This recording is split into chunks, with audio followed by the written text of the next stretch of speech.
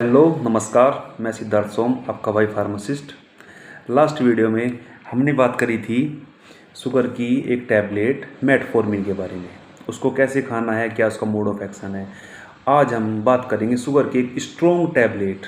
अगर हम बात करें ओरली खाने की तो सबसे स्ट्रॉन्ग टैबलेटों में से यह भी एक टैबलेट आती है। यह सल्फोनोरिया ग्रुप की एक टैबलेट होती है, जिसको सबसे ज़्यादा कॉमन यूज़ होने वाली इस ग्रुप की दवाई जो होती है ग्लेमिप्राइड। ग्लेमिप्राइड को कैसे खाना है, क्या इसका मोड ऑफ एक्शन होता है, किस बातों का ध्यान रखना है, आज हम उस बारे में बातें करते हैं। तो ग्लेमिप्राइड यह क्या काम करती है, इसका मोड ऑफ एक्शन क्या है। यह इंसुलिन सीक्रेट कराती है हमारे पैनक्रियाज से। ये पैनक्रियाज की बीटा सेल्स को सिग्नल देती है इंसुलिन सीक्रेट कराने के लिए।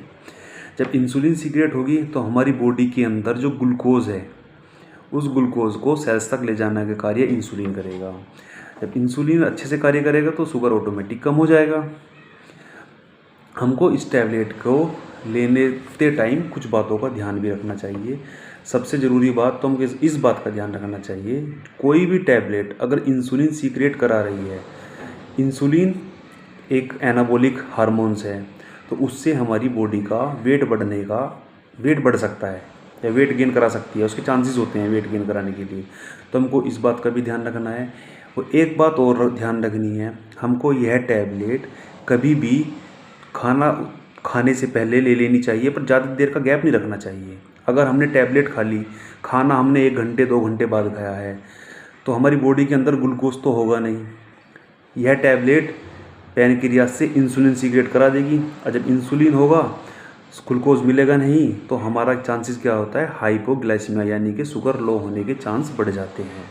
तो इसीलिए इस टैबलेट को या तो नाश्ते के साथ लेने, खाना खाने के साथ लेना चाहिए, या खाना खाने से 5 या 10 मिनट पहले ले सकते हैं।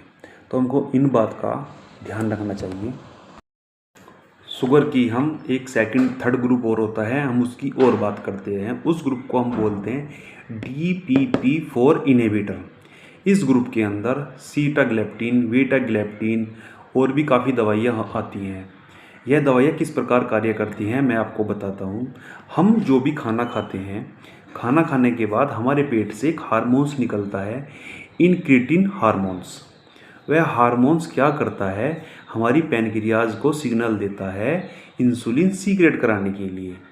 पर होता क्या है, हमारे ब्लड के अंदर एक एंजाइम होता है जिससे यह हार्मोन्स डिस्ट्रॉय हो जाता है और यह पैनक्रियाज को सिग्नल नहीं दे पाता है, और पैनक्रियाज सही से कार्य नहीं करती है, इंसुलिन सीक्रेट नहीं करती है।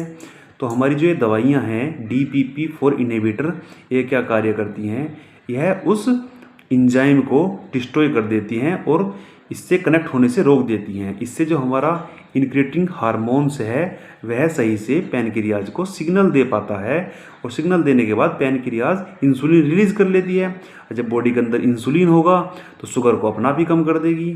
तो आज हमने बात करी है 2 ग्रुप की, सल्फोनोरिया ग्रुप और DPP4 इनहिबिटर ग्रुप। अगर आपके समझ में यह दोनों ग्रुप आ गए हों तो वीडियो को लाइक करें, फॉलो करें, और नेक्स्ट वीडियो मेरी आएगी शुगर में क्या खाना चाहिए, क्या नहीं खाना चाहिए, डाइट चार्ट। Thank you.